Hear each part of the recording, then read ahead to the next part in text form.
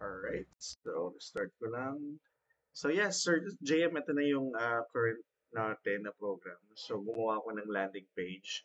So hindi pa na-integrate yung logo pero dito siya lalabas. So meron tayong option to click on play now and then lalabas yung ating spin a wheel. Meron tayong 8 columns here or 8, what do you call this, categories. And then kapag nag-click tayo ng spin, select siya ng random question. Oh, this one is going to fall on easy.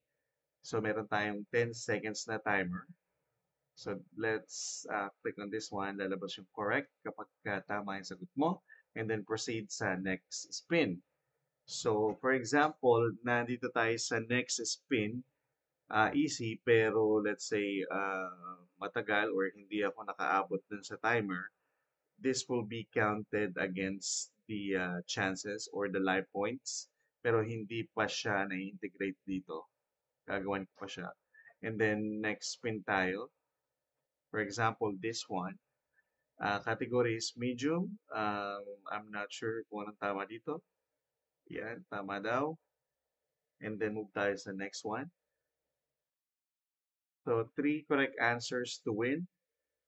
3 incorrect answers to lose.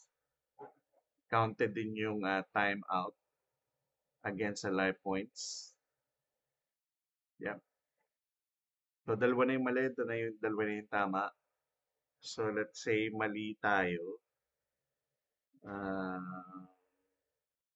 Yan. So, incorrect. Game over. So, meron tayong play again. So, ang next step na gagawin ko dito is integrate ko na yung scoreboard, which is yung life points na mababawasan or basta yung napag-usapan natin about dito sa heart na to. So, technically, ito na siya. Na-integrate ko na yung mga questions and let me know kung meron ka pang other concerns. Thank you.